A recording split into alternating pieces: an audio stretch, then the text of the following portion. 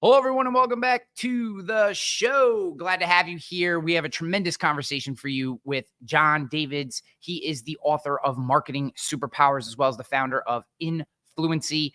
This is such a dynamic and wonderful conversation. If you're an entrepreneur, if you're in growth mode, if you are a business owner, leader, if you're looking to grow your business, you are going to love this conversation. Jon is dynamic and we hit it off immediately. This conversation goes fast and furious, and you're going to get a tremendous amount of both high-level insights as well as on-the-ground tactics that you can use in your business today. Before we get there, I want to introduce you to two new free resources that I recently put out. The first is the announcement of my latest book, The Civilized Savage: From Mediocrity to Mastery in an Age of Cultural Conformity. That I am co-authoring this book with Chris Paradiso. And if you pop your name and email into the civilizedsavagebook.com, I'll have the link in the description, you will get a guide to the 29 historical individuals that we highlighted as civilized savages and their favorite quote. This resource is going to get your brain spinning, get your mind going.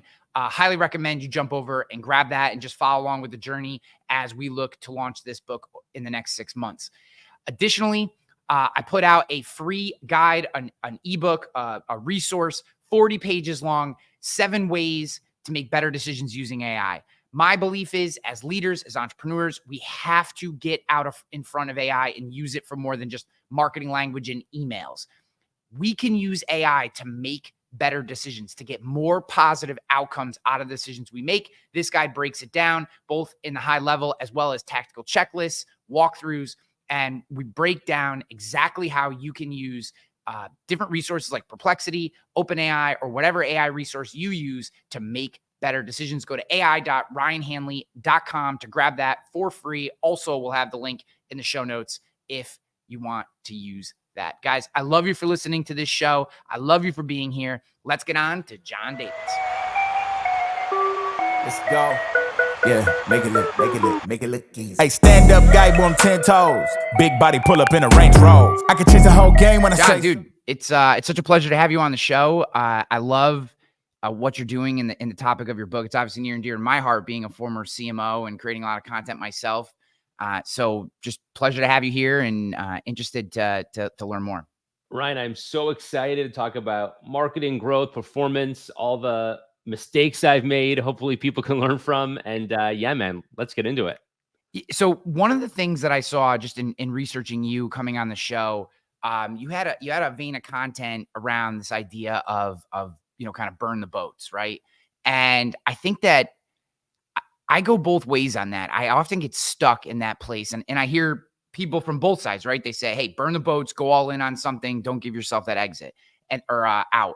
And then I've heard from people that I have as much respect for as those that have that viewpoint that are like, got to have a backup plan. It's about staying in the game, go all in on something, but always know that if that doesn't work, you have something you can fall back on, et cetera.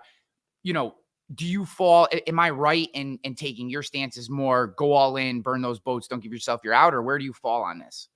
Yeah, I think you have to know yourself really well. So I would say from a super young age, I remember I was doing something when I was like 16, 17 years old, and I was doing an interview for like a school newspaper or something. And my stance at that point was, I know what I want and I'm going to do it. And I was always super entrepreneurial minded. And so the idea that I would sort of try something, but then maybe end up at a 9 to 5, like that made me sick to my stomach even then. And like, today I could never do it, but I'm in a whole different place now. But I think you have to really know yourself. And if you're somebody who wants to do the corporate thing or the entrepreneurship thing or the solopreneur thing or the investor, like whatever you want to do, I would say the most important thing is don't get influenced by other people, by what you see on social media. Like the dumbest thing I see is you ask someone about what their intention is, what they're doing, and then you peel the onion 2 or 3 layers deeper, and you realize it's because of a book they read last week or because of a YouTube video they saw. And I'm like, come, guys, like you don't make life decisions that are going to take up decades of your life based on something you read last week. So I think you have to know yourself. And then, yeah, if you want to go all in on something, I think to a certain extent, it does help to kind of get rid of that parachute and just jump and trust that you're going to land on your feet. Yeah, my life experience has taken me down that path that you just described. And I think, and it's all from my own beats. Every time I look that I found myself in a place where I was unhappy or unsatisfied or just didn't feel connected to the work I was doing, it was always because that was a safe option or an option that I felt it was the status I was looking for. That was what I thought I had to do, if that makes sense, right? And I'll give you an example. I was the chief marketing officer for a technology company inside the insurance industry, and we built this whole secondary brand as a way to build community, and I really want to get into that part of it. And everything was great. And then I had a bit of a falling out with the CEO, and I don't need to get into all the details there, but basically 6 days after I put on this 815 person conference, it was like a highlight of my career. 6 days later, I get fired. And, I'm in a place where, my, I guess you could say, status in that industry was on the rise, and and I took this position at a company that I knew wasn't a good cultural fit. I didn't particularly care for the product, but the company's brand had this status, and it was like to be the CMO for that company, and the money. And it was like, it wasn't what I wanted to do. It wasn't bringing me passion, but it felt like this safe option that also increased and it was a mess from day one. And every minute that I was there, I was not engaged. I felt it was friction. I just couldn't, I couldn't, where the previous work, I couldn't wait to get up in the morning and start going. This was like dragging myself into the job. And, so I guess getting into the deeper part of that, if you're working with an entrepreneur or someone comes to you and says, hey, you've had so much success, how does someone, or how would you advise someone to figure out like that this is the thing they should go all in on? How do you actually get to that where you're not just watching some Instagram video and going, I want her life or I want his life? You know what I mean? Like, how do you start to figure out what that thing really is? So many decisions that we make are in retrospect based on status, and wow, like that leads to so much unhappiness. And then the years just go by. I mean, I have friends, I'm sure you do too, who are lawyers and doctors and doing all kinds of things that maybe are great on the outside, but then you talk to them and it's like, yeah, I really just wanted to open a store where I can sell baseball cards. And that was always my thing. And it's like, why didn't you ever, you're 46 years old. Like, why didn't you do that when you were 32? And so that like, those are the saddest stories to me. My version of that, and I could totally relate to that. The moment, I'm sure it was like heart-wrenching when you get fired after this, you climb the summit. My version of that is for the first, I don't know, like 10, 12 years of my, quote unquote, real business career was just mesmerized by the Silicon Valley tech crunchification of the culture, where like all that mattered was raising capital, having a startup, hustle culture, how much did you raise at what valuation? And it was like, being in Y Combinator, like all those things which have value for some people in some areas of life, but by and large have no reflection of business success. Like, that's a phenomenon of the last 20 years. And if you go to people who are like over the age of 50 or 60, like, wait, like that's not business. People that built $100 million companies 50 years ago never raised from Sequoia Capital. Like that wasn't part of the culture. And once I sort of got out of that in retrospect, and it's totally cool because like I actually did accomplish a lot in that time that helps me today. But I wonder how many people are going through their 20s and maybe their 30s even, just doing something, going through the motions because they think that's the way to do it. And, fortunately now with the benefit of hindsight, I can call it out pretty quickly. And I hope that there are people out there calling it out for their younger selves, looking back and saying, hey man, maybe you shouldn't be doing this. And here's why. Do you think that you need that time? Like when I talk to people who seemingly are really dialed in, so I'm 43 years old, the people that are really dialed in, say late 30s to early 40s that I come across, a lot of them share this story of earlier in their career, they didn't make that big entrepreneurial leap at 23 and start, learn how to code and build all these things and, take that. They made this decision. They said, I think I'm supposed to be here. And they kind of had to grind through those years of being unsatisfied, feeling what it's like to be the low man on the totem pole of not being able to, not feeling like you're heard in meetings or having a boss that just, kind of dictates your life to you. Like, do you think as much as I would love to go back and tell my 25-year-old self, hey, once you learn how to sell in insurance, take that and go build your own thing. Don't wait a decade to do that, right? Because I ultimately found my own startup and I exited from it and everything. But I was doing that at 38 years old. I don't know that I could have done that at 38 without the previous, say, 15 years of just highs and lows and being fired and situations I loved, situations I hated. So do you think that time is necessary? And it's almost like fantasizing that you would be a better version? Or do you think that you can still get to a great place if you don't take this path of understanding what it means to be completely unsatisfied with your work? Well, so to answer the kind of end part of that question, I think there are way too many people and there are way too many signals in our culture that give the illusion that people have things figured out when they're like 18 years old. And if you don't have everything in order by the time you're 22, like you're lost. Your 20s are a time to make 1,000 mistakes that you look back on in your 30s.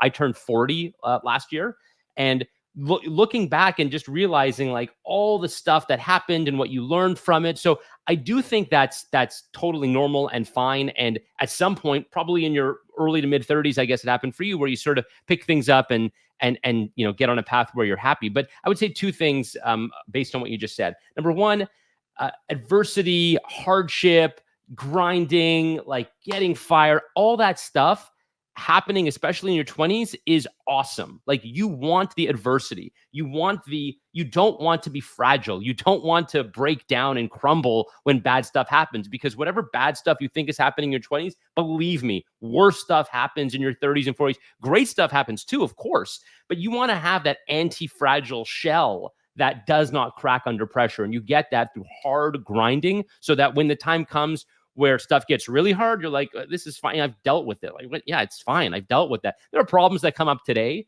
where my employees will come up to me, my team members, and they'll say, oh, shoot, there's a problem with this client and this. And it's like, that's fine. Like, I've done that 15 times, like, no problem. So that's great. The other thing is the experience you have can actually relate to stuff that happens later on, even if it's not like the same problem. But there's one thing you said that I want to crack into, and that is, it's okay to deal with stuff and to be in an industry where you're having to eat. Can I swear on the show? I don't know. Oh, yeah.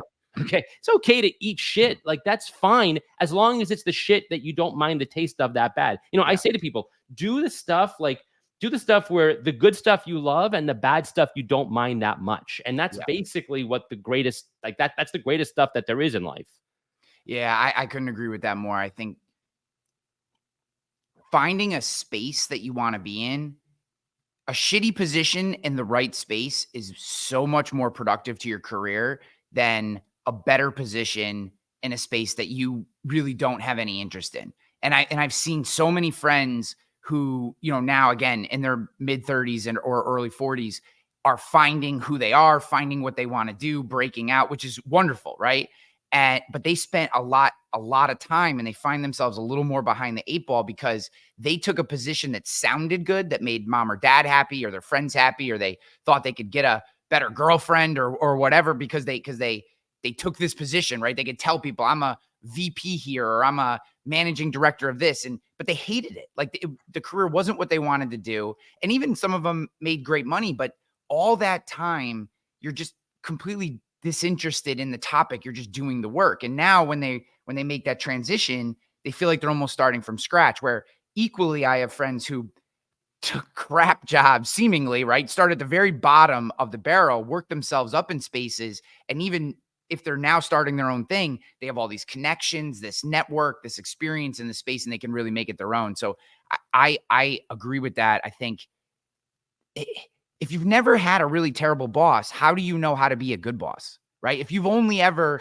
moved into positions where you felt comfortable or it was easy, if you've never been in that position where the guy looked at you and you just knew they couldn't stand you, or she couldn't stand you, like, you don't know how to grow from that or what you would do better. It's so true. I'll tell you something. This is like you just reminded me, when I was in college, I remember I got a business degree, but I also got a music degree. I was a musician growing up. And I remember in college, we had this one session was we had to basically pair up with like 4 other people and write a song and perform it or whatever.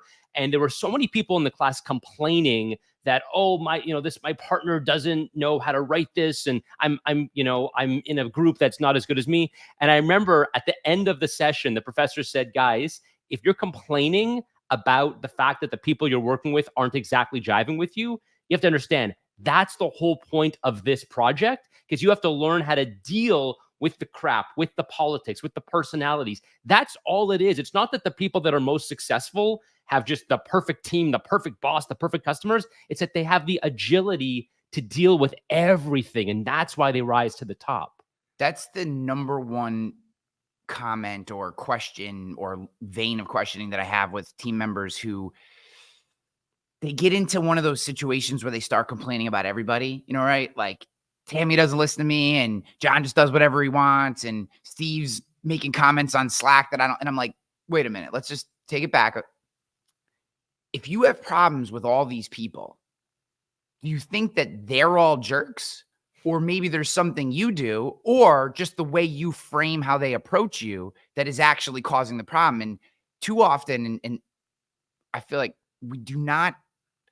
we always want to put it out on other people. I'm doing my best. Why don't you understand? And why are you treating me this way? Right? When oftentimes, and most often the case is something I'm doing or in some way that I'm framing or not hearing someone or not communicating what my expectations are, right? So when you're talking to early stage entrepreneurs, and I see this very early a lot of times with entrepreneurs, their first few hires are friends, whoever, and at the beginning it's great. And then 6 months comes around, the struggle becomes real. We're addressing real problems, and now all of a sudden we start to have friction. How do early entrepreneurs start to communicate their message? What are some of the exercises or mental models that you use to kind of reframe yourself in those early challenges and communicating that down to the team? Yeah, man. I mean, I've made a lot of mistakes there. I was just having a conversation. I was at a dinner last night and someone said, what's your framework for hiring? And I think I've gotten better at it over time. So some mistakes that I made early on, and this is a lot of people struggle with this, is they become very, very friendly and they think about work as a family. And so then the problem is, like, you're not going to fire your sister or this woman that you hired that feels like a sister to you. So I do think it's imperative as a boss to have some separation between, like, I want to be nice, but more importantly, I want to be kind. And if this is not the right job for you, it is unkind of me. I mean, put aside the fact that it's bad for business, bad for profit, bad for customer, all that stuff. It's unkind for me to waste the next year and a half of your life when I know that this is not a job that you're going to thrive in. You're not getting promoted. There's no path for you here. It's really unkind. So I feel like that approach to it puts you at least in a mindset where you can do your job. And yeah, if you've got friends and, you hear these stories about, like, this guy fired his mom and, like, that kind of stuff does happen. I've had to have some very unpleasant firings. And I've also had to have some unpleasant quittings where people are great people. They like me, they like the company, but this is just not the path they want to be on.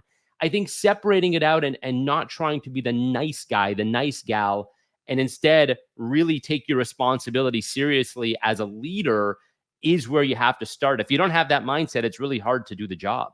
Yeah. I just did a solo episode for the show a couple weeks ago that was all around Jordan Peterson's 8th rule of his 12 rules for life. I'm a big Jordan Peterson fan, and it's tell the truth or at least don't lie. And in that video, I told a story about one of my very early employees at my company.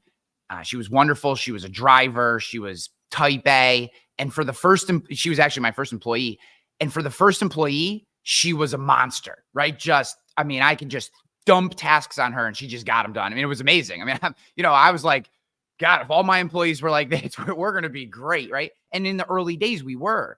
And then as we started to grow and we ultimately got to 27 employees at our peak, her communication style broke down to the point where she was overbearing. She didn't stay in her lane. She tried to take on this boss role in departments that weren't her, et cetera. And the mistake, and what I tell in the video and what I talk about in that episode, is that I never had the hard conversation. I didn't want to lose her productivity. I liked her one-on-one as a person and thought she was a good person. And I think sometimes, and this was the point, as entrepreneurs, one of our superpowers often tends to be that we see opportunity in everything and everyone. So I always saw all the good things about her and didn't have the guts to sit her down and say, you're wonderful at these things. You're really struggling with these, and we need to work on these things. And ultimately, I had to let her go, and because she just created too many problems. And in her exit interview, she literally said, I didn't know these were problems. Now, some of that is exit interview talk, but I also think that there was some truth in there. And, think about how you can lose an A player simply because I didn't have the guts to tell her the truth about the places that she needed to improve. And can I guess, was she in sales? She was our head of operations. She was ultimately what happened was she started to step into sales, started to step into service. And those department heads were like, this isn't your place. Like, what are you doing here? And she thought, because she had been there for so long, that she knew everything about the company. And, long story short, I could have cut that off very early, and I just didn't have the guts to communicate it. And that was a lesson. I don't make that mistake anymore, but I lost an A player on my team because I simply didn't communicate with her properly. So I think, I want to spin that to, your book and the topics in your book, and ultimately how are we as entrepreneurs, ton of entrepreneurs listening to this show, ton of business leaders, a lot of small business owners, right? So a lot of people who will be the face of their brand. They will be the one creating content. They will be the one sharing messages. So, we've kind of talked a little bit about entrepreneurship in general and maybe internal communication. And I'm sure some of what you talk about in the book and can be applied to internal, but I found the best way to get rid of those conversations was to build such a strong brand around the company that my employees either bought in or bought out. So how do we start to do that? What is that first step? Where do we start to look when we're like, look, I got this project, I got this product, I have this service I want to deliver. I know I can do it. I'm burning the boats. I'm going all in. Now, how the hell do people know what I'm doing, right? Yeah. Where do we start there? I love, by the way, Ryan, I love the angle you're taking with this, because the part, I've done a bunch of podcasts, I've talked so much about the book, but the angle you're going in with this is that the, marketing superpowers, and I'll tell you about the book in a second. It talks really about how to build a brand so good that getting customers feels like magic. The other side of that is getting employees feels like magic too. Getting team members, getting suppliers. So like when you understand marketing superpowers from a customer facing side, yes, it helps with revenue, but it helps with everything else. I can tell you so many offshoots, but so the answer to your question. So the book is called Marketing Superpowers, and the theme of it, I spent the last 10 years working with over 20,000 influencers, content creators, people like Kim Kardashian, people like Mr. Beast, and thousands of others that you've never heard of because they're super, super niche. And in that time, I've really studied and gotten down to the grain of what makes these people so magnetic. How do they build audiences? How do they build communities? And then we took all the lessons, and that's what we do at my agency, Influicity. We help brands build customer communities. And what it comes down to is what I call the movement formula, which is you have to have a unifying belief. You got to have one singular belief that your brand, that your message is based on. You've got to have, number 2, faith builders. And faith builders are all the things that bring faith to your belief. So like studies, data, testimonials, books that have been written, events that happen, experts. You mentioned like Jordan Peterson is a phenomenal guy. He has such a movement. Like he has single-handedly forklifted this movement of his, and the books and the study and everything he does. Like awesome examples there. And the third step is action, which is that when you get people to believe something and have faith in it, there's got to be some action. And in the case of a business, it's usually buy my product, use my service, sign up to my newsletter, whatever that is. So there's 100 reasons why that gets customers, and that is the foundation of building a 10, 20, $30 million business and up. How does it help with employees? It helps because when you have this movement, it attracts other people. So in my own business, I make a lot of content. I'm the face of my brand, of my agency, Influicity.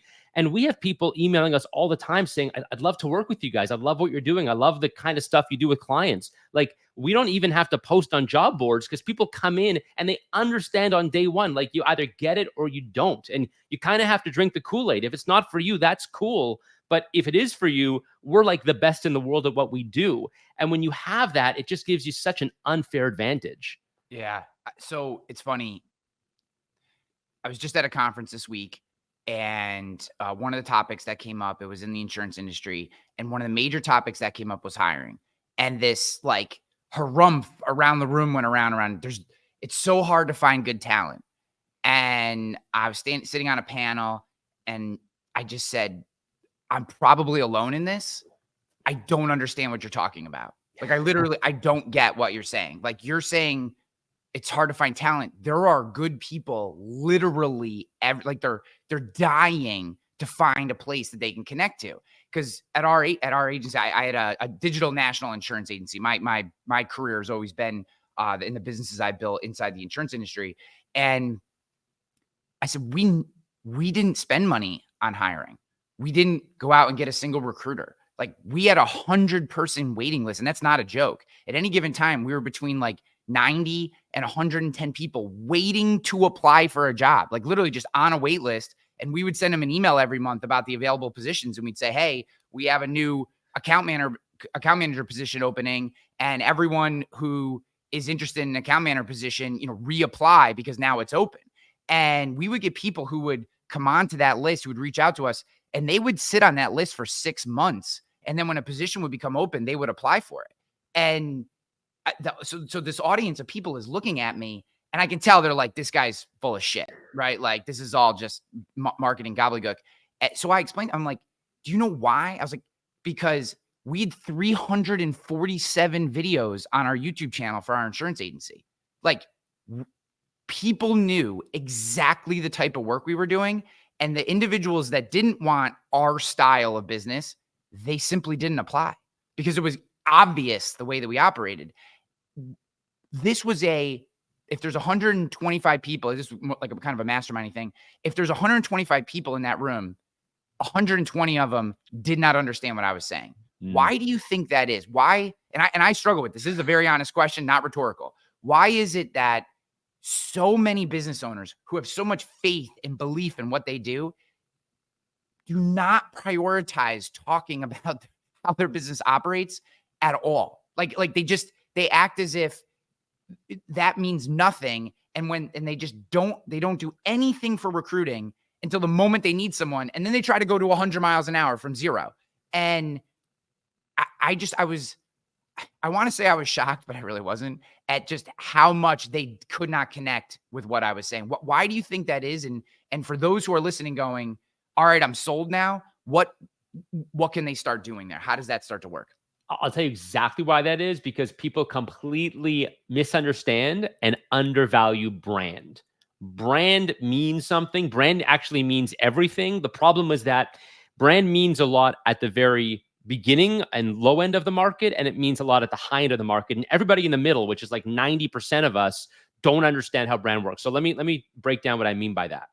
Your brand, when it's done right, is the most powerful thing. I mean, you're describing it. Like, the fact that you can say we had hundreds of videos. And by the way, I love the fact that you're talking about an insurance company, because people think that when I talk about this stuff, I'm just talking about makeup and fashion and like cars. This is not for passion projects. This is for most of our clients at Influicity are people like, it's insurance, it's banking, it's construction materials, it's home builders, because those are the ones that really need to build brand. Yes. So having a brand where people hear your name, when you mention Jordan Peterson, I know exactly what you're talking about. I know that I get the vibe, I get the life message. Like, I totally understand the brand.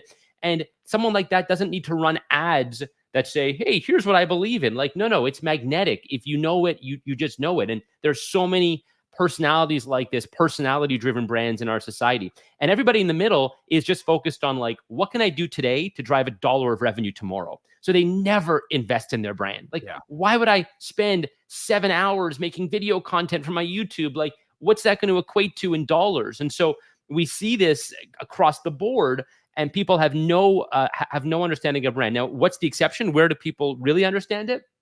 They understand it before they ever start a business, and they have the luxury of spending 1, 2, 3 years going hard on YouTube, making that podcast, getting big on TikTok. And then they realize like, oh my God, I actually have a fan base, a following, a community. My brand means something. That's cool. And then at the very high end of the market, when you're Nike, Starbucks, Tesla, of course, they all have brands because they have multi-billion-dollar budgets. But like everyone in the middle there, the people that really need it just never invest in their brand. And that's why they don't get it when you talk about it.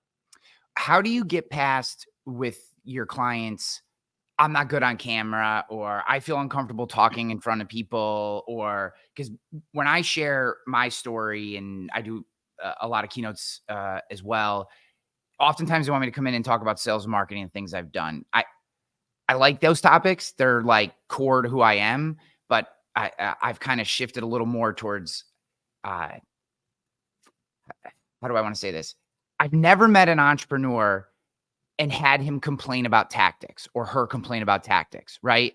It's always more, I wasn't good at communicating with my team. I didn't build a brand early enough. We didn't see this market pivot coming. I wasn't able to, my health wasn't in the right place. Like, those are the things that you hear about from other entrepreneurs. The tactical stuff is kind of figures out itself. And my reason for saying that is, like, they get so caught in the tactical aspects of, how do I look on camera? What camera am I using? What platform should I put this on? And they never actually engage in the work. How do you push them to get past these? I mean, I think to people like you and I who are so comfortable being on camera, it may feel very trivial, but it would be dishonest to say that this isn't a real issue for people. So how do you start to push them past that point? Yeah, so there's all kinds of limiting beliefs, and some of them are legit, like you just actually don't want to be on camera, and some of them are completely made up in your mind. The thing that I would say, first of all, is you can make content in all kinds of form factors. I mean, yes, you can speak on stage, you can write long form, short form, you can do audio. So there's 100 ways to communicate your message. And I think people who say, well, I don't want to do that in any form whatsoever, that's just a self-limiting belief that you don't actually think you have any value to give. Because if you thought you had value to give, you'd put it on paper, you'd put it on audio, you'd figure it out somehow. And the other piece of it is that you do have to realize that a lot of people who don't have natural abilities have figured out their own way, and people love them for their quirks. I mean, look at people, like there's so many examples of folks, Jordan Peterson's a good one. He's completely not like by any standard measure, a good speaker. Like, it's very hard to understand. Yeah. He's very slow sometimes. Look at someone like Ben Shapiro, who's got one of the biggest podcasts in the world, speaks a mile a minute. That guy talks so fast about such complex things. And like, if you tried to do that on a news channel or like daytime television, that wouldn't work. And by the same token, if you tried to take someone who's used to doing like 4-minute videos and have them do a Joe Rogan style interview, they'd be like, I can't talk for 3 hours. So a lot of this stuff is just finding the format that works for you. If you're really good at short form, long form, like figure out what your thing is and make that commit to doing it. Guys, please listen to what Jon just said. Like, take this in. That is the core of getting past this hurdle. Like, rewind the show if you need to listen to it again. This is the core, in my opinion, and I just couldn't agree with you more. There's no answer. Like, this is the part that I think people get hooked up on, is like they think it has to be the way you do it, or the way I do it, or the way their favorite candle maker influencer does it, or Etsy store specialist, whatever. They figured out the way it makes sense for them. Yours could be, I follow this guy, and I'll give everyone an example. I follow this guy on Instagram. I always forget his name because I just follow his handle or whatever, but he talks about finance issues.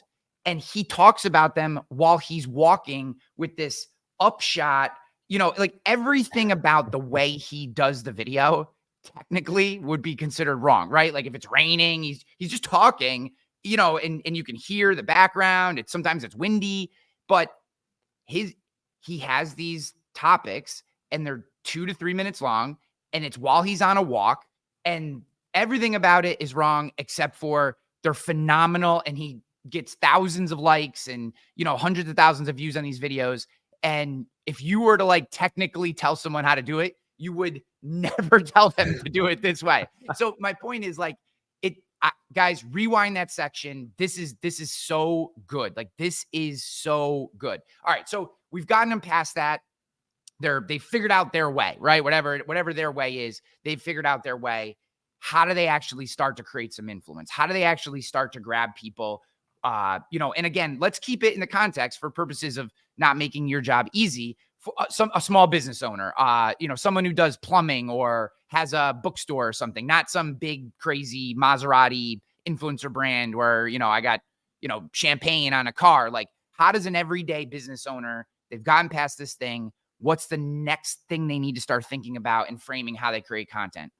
So the first thing I would say, I'll answer that in two parts. The first thing I would say is mindset. So you have to set yourself up from the beginning to understand the expectations. So in the second chapter of the book, in Marketing Superpowers, and by the way, you can get this free, marketingsuperpowersbook.com. The first 4 chapters are up there for free. So if you don't even want to buy the book, just grab those free chapters. I talk about this concept of the axis of influence. And I say you need basically 2 things to have any level of influence. You need reach. And the second thing you need is KLT, which stands for known, liked, and trusted. You got to have some amount of reach, and people have to know, like, and trust you. And then effectively, it's a matter of kind of getting up the axis. And there's a visual. Again, you can get it at marketingsuperpowersbook.com. And so, John, guys, for you guys listening at home, I'll have, if you don't go directly because you forget the URL, just go to the show notes page, and I'll have all these links. And wherever you're listening, if you're listening on iTunes or YouTube, just go to the description. I'll have all the links. Awesome. So once you understand how influence grows mechanically, you've got to set yourself up for a bit of a long-term, like, don't think to yourself, I'm going to post 4 videos and evaluate myself. No. You're going to post 100 videos and then you're going to evaluate yourself, or you're going to write 100 blogs. Talk to anybody who has a successful podcast like yourself. They've done hundreds of episodes, right? Joe Rogan, guys, started making content. I think it was like 2008 or 9 with 2,000 listeners. And now he's got 11 million an episode. Like, it takes time. So number 1 is expectation setting is so important. And number 2 is just think about who your ideal, the ICP, the ideal customer profile. So talk to one person. If you are a plumber and you serve suburban homes, generally it's a mom and a dad and a young kid, young families, like, okay, cool. Like, look at your last 50 customers, your last 20 customers, and say, if I'm just talking to Becky on Smythe Street, like, what does Becky want to know about? She wants to know about how to get the hot water going a little faster. Maybe she just, turns this cord and all of a sudden that gets the hot water. She doesn't have to call me for that. Like, that's the kind of stuff that Becky wants to know. I'm going to make content like that every single day. And I'm going to get all these people, just like you said, this finance guy that you follow because he's making content as he walks. Literally, the next time you're on a job site, pick up your iPhone for 14 seconds and just film yourself doing something. And that's how you start making content. Yeah. How produced do you think it needs to be today? Today, and we're here in mid-2024, it actually is better if it's less produced. That's the trend that we're in. Like we talked about, you sort of alluded to this, but like, think about the content Alex Hormozi was making when he first started, right? And I knew Alex back in 16, 17, and it was like literally him in a white room, like he was making a hostage video, right? And like that popped off. That's the kind of stuff that's sort of coming back. It's the raw content. It's the guy sitting in the driver's seat of his car because he's got 30 seconds of quiet while his kids are out playing soccer. He picks up his iPhone and he starts making videos. So, today the technology that we carry in our pockets is actually good enough to make the content. And that's the trend that we're in. Now, of course, if you've got fancy studios like you and I do, cool, but you do not need that. That's not a barrier. The best part is if you saw everything outside of the frame, you would not think it's fancy. So guys at home, and it's funny. So I up kind of since the podcast kind of really, just like you said, been grinding for years. About 6 months ago, podcast started to, for whatever reason, pop off, and we're doing great, and it's awesome. Very blessed and happy. But all I really did was like put some lights up and frame it a little better, and people are like, oh, where'd you go? Like, what? Where's your new studio? And I'm like, it's literally in my unfinished basement.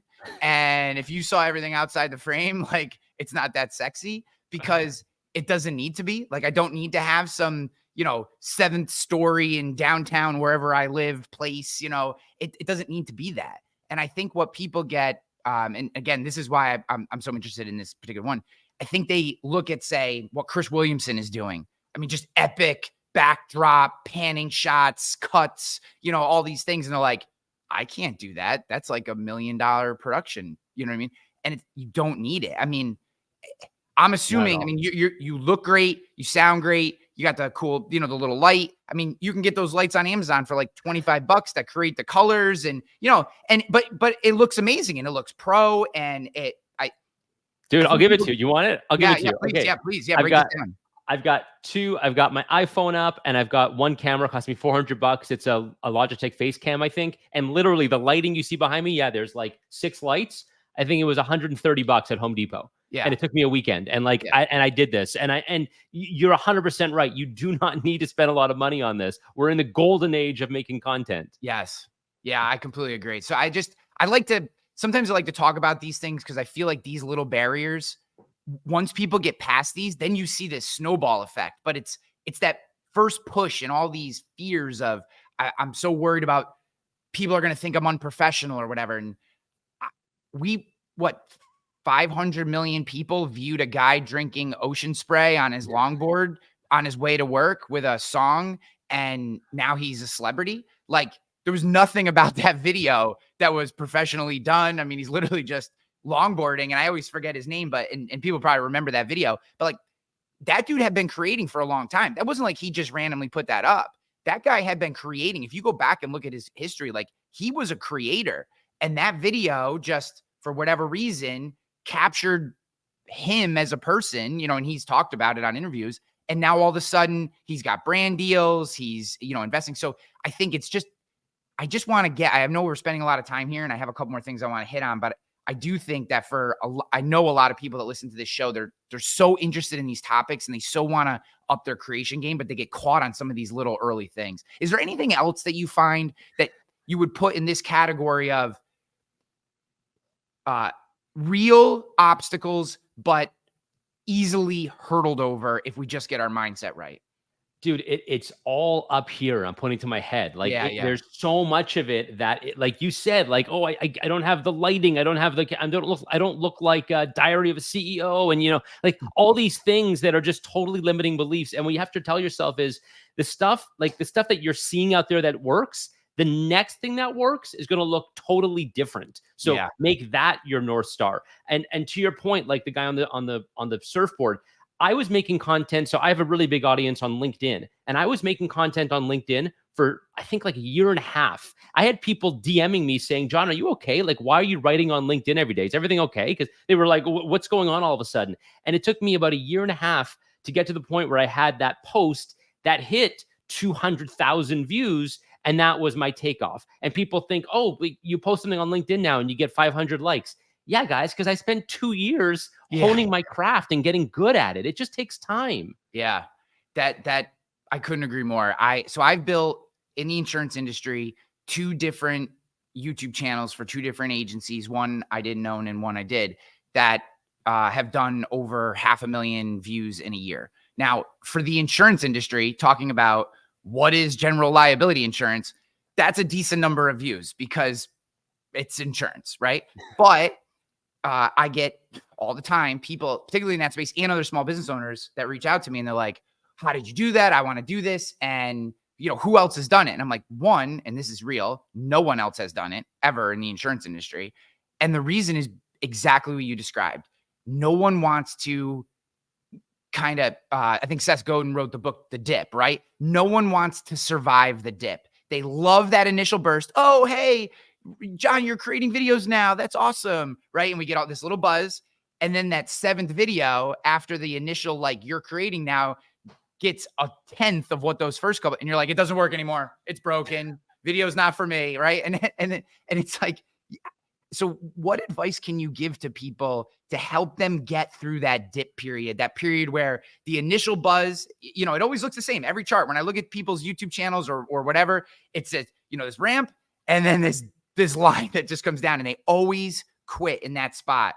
How do we get them through that? How do you help your clients get through that point where there's that lull in growth?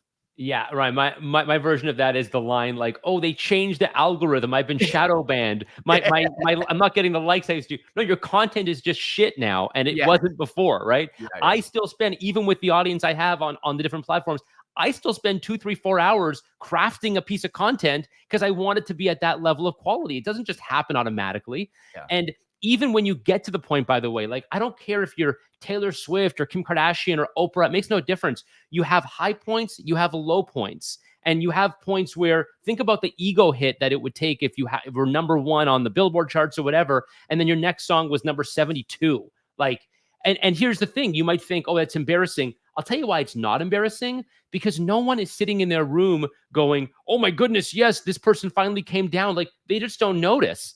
If you were number one and now you're number 70, people think you're just taking a break. Like, no one actually has it in for you. And the ones that do, the 4 people that have it in for you, are losers. Don't worry about them. The way I go into it with clients, and fortunately our clients are generally kind of mid-stars or larger companies, so they have a little more of an appetite for this. But if you're new to this, you got to tell yourself you got to set yourself up for the failure before it happens. So when I'll give you a very concrete example. When I make a podcast, make a YouTube video, write a post for LinkedIn or Twitter or whatever, my mindset going in is, okay, if no one sees this, cool. I'm glad I did it because I learned something. If 20 people see this, that's great. If one person DMs me and says, hey, I really like that's awesome. And then if in the end, what happens is like 1,000 people message you and 1 million people see it, that's called gravy. That's not the expectation, though. You need to go into it. The line I use is, do it because you're selfish. Do it because you want to do it for yourself, and everything else that happens is just bonus. That is literally what I say to people when they ask me why I do the podcast. So I live in Albany, New York. It's a great place to raise kids. It is not a bastion of innovation, high growth, high achievement, right? It tends to be a place more that people come after they've had those things and they want like a little quieter life. Like, that just tends to be what's here. So like, so many of my buddies are like, why do you do the podcast? Like, why do you waste your time on that? Like, you could be golfing or you could be doing this. And not that I don't love golf. I love golf, but like, I do this instead. And they're like, why? And I was like, dude, I selfishly get to have these amazingly intelligent people from all these different walks of life. Like, I just had this guy, Dr. Tom Mayer, on the show a couple episodes ago. He's the head of the NFLPA. He's the director of medicine for the NFLPA. This guy like has worked with every major retired athlete and helped them through things like post-concussion syndrome and all these things. And I had concussions in football. So here's guys, to this selfish point, and I know I'm probably talking too much, but it's my show. I love it, man. Keep going. I get to do whatever I want, right? So here's my point, is that selfishly, when you do these things, I'm talking to one of the guys who knows as much or more about concussions in the entire world, right? He's dealt with this his entire life. I had 3 concussions my senior season of football, and I had a football scholarship, and I lost it because of that. So always in the back of my mind, I did my senior thesis in college about concussions. So I got to have a conversation for free with a guy for an hour who has all the knowledge on this topic of something that I think about and worry about every day of my life. Like, that's why. Now, it turns into great content and people who've been in sports. And, I got all these messages from people who are like, I got a concussion in baseball or basketball or whatever they did. And that was great. So that's wonderful, right? It builds the brand. But to your point, like, find that selfish thing that you want to learn, right? Guys, go back. This is the kind of stuff that gets you through this. I'm so glad you're here. Like, coming off this conference, like, I'm so fired up on this topic. Like, I know we said we go like 30 minutes. We're way past that. No, man, this is awesome. Let me add a piece to that. So yeah, please. The secret to, like, I've done 140 episodes of my podcast, and the majority of it, and we're doing okay in the charts, but we're not like a #1 podcast yet. Check out Making It with Jon Davids if you like that kind of stuff. Love it. But the reason I have that podcast and the longevity of it, even if I have 3 listeners, I get to have conversations with people that I would never have an excuse to talk to. I mean, I have on my podcast in 2 weeks. I don't want to say the name, but I've got a very famous television personality in the business category that I just want to have a conversation with. If nobody listens, I couldn't care less because I get to do that. And that's my mentality throughout this whole thing. And yes, when you have that kind of passion and excitement, people are glad to listen because it's magnetic. It's people just can't stop listening when they hear that passion.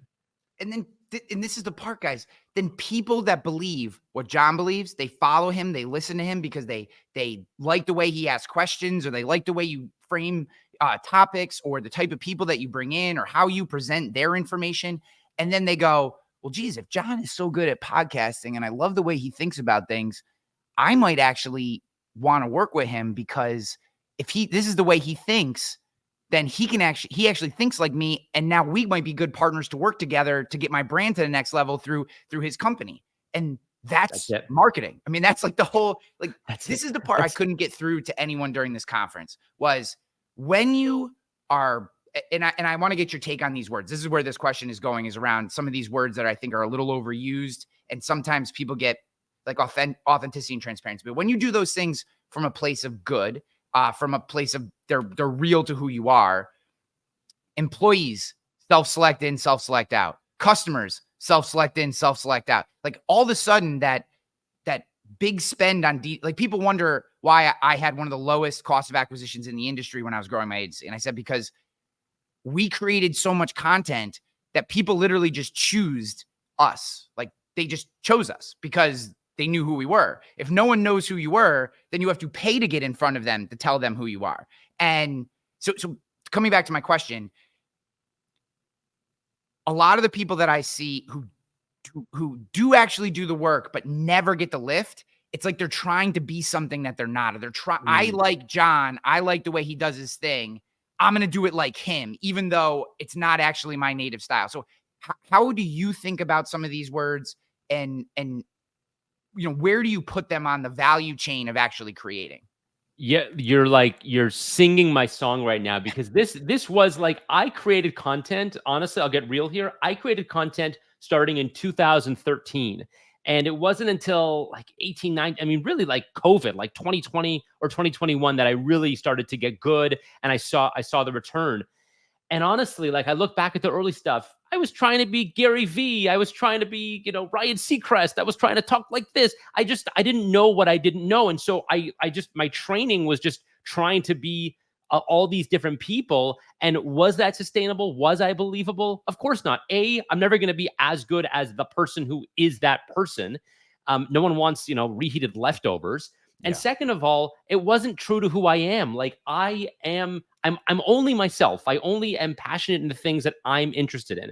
I'm only going to, for over the long term, want to talk about things that I want to talk about. The podcast that I do, this content that I write, is stuff that I, again, selfishly want to do. And the passion comes through. I'm not faking it. When I sit here with you right now and I'm interested and my arms are moving and I'm loving the fact we've been going 52 minutes. This is amazing. Like, I just enjoy doing this. So that's what comes through. And that's what people have to remember. Don't try to do something for status or because this is how someone else does it. Be yourself. And it might take a year or 2 years for you to fall into that perfect groove, but that's the only way to do it.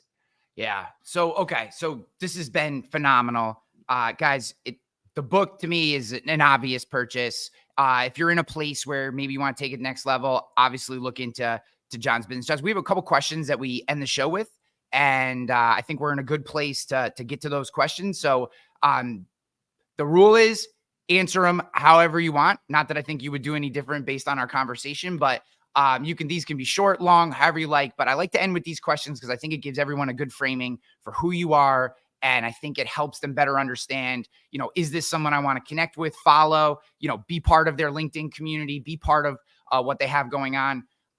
So the first question is, what standard belief, what first principle,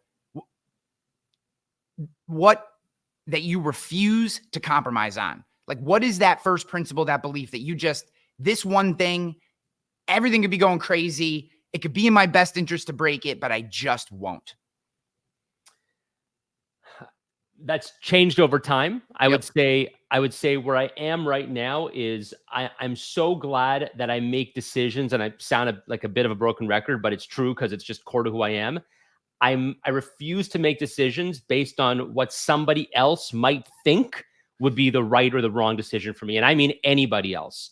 Like, when you set yourself up to do something because of what Sally in high school might have thought of you, or because of what your neighbor, oh, this is cool, you should drive this car. Like, all those decisions are completely not only irrelevant and useless, no one gives a shit. Yes. No one cares. No one's watching you. You could accomplish all this stuff. No one cares. And by the way, about the good and the bad. Like, I wrote this book. It's a huge accomplishment for me. Like, I don't expect people to be applauding me on the street because I wrote a book, even though that was like cool for me. And if I didn't write the book and it was embarrassing, geez, I tried and I failed at it. Like, no one cares about that either. Yeah. So do not make decisions about status ever. Make decisions based on what's best for you, best for your family, and best for your own waking moments. Or when you're falling asleep at night, it makes you feel okay that you made this decision. Absolutely. I love that. Couldn't agree more. What is a commonly held myth about success or personal development that you strongly disagree with, that you think is out there that just isn't something that is real or is overblown? That any of the nonsense that you hear about like Elon Musk and Warren Buffett and Jeff Bezos means anything. It means absolutely nothing. You can't reverse engineer the success of somebody who had, by the way, a 1 in a billion success. And look at everybody else who is ultra successful. Like, look at the guy who's making $200 million a year or has a net worth of $400 million that you've never heard of, who, by the way, has a totally separate path for success than what Buffett and Bezos say. So like all these stories, it's cool. It's nice entrepreneur porn. It means nothing in reality. Yeah, guys, if you, I'm listening to, I'm like almost done with Walter Isaacson's book on Elon. I'm listening to it on tape. You can't recreate his life. There's nothing that guy does that's applicable. I mean, he is like you said, a 1 in a billion human being, and it's amazing. And I think we should protect him. And I think he's wonderful. And it drives me nuts when people hate on him. Obviously not perfect, but I think we have to take the good with the bad with how brilliant it is. But these are 1 in a million people. That's such good advice. And by the way, it's not 1 in a million, it's 1 in a billion, because we're talking about like 6 or 7 people. Yeah.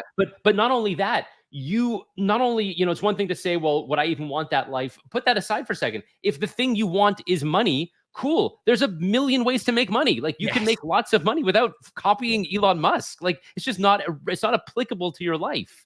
Yeah. So this one, last question. Take this wherever you want. Do you have kids?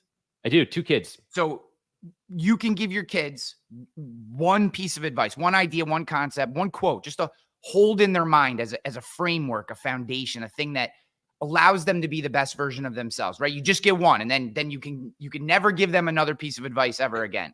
What is that? What's that one core concept that you would implant in their mind that you think could grow and blossom into allowing them to be whatever it is that they want to be?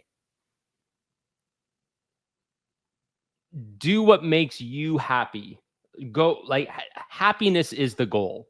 And the reason I say that is because, everyone's going to have trials and tribulations in their teenage years and your 20s. I mean, you can't skip that. Everyone's got fights and friends and, whatever happens.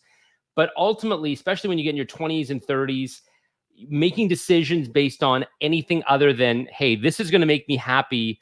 I love the good stuff. This gets me up in the morning. This gets me running in the morning.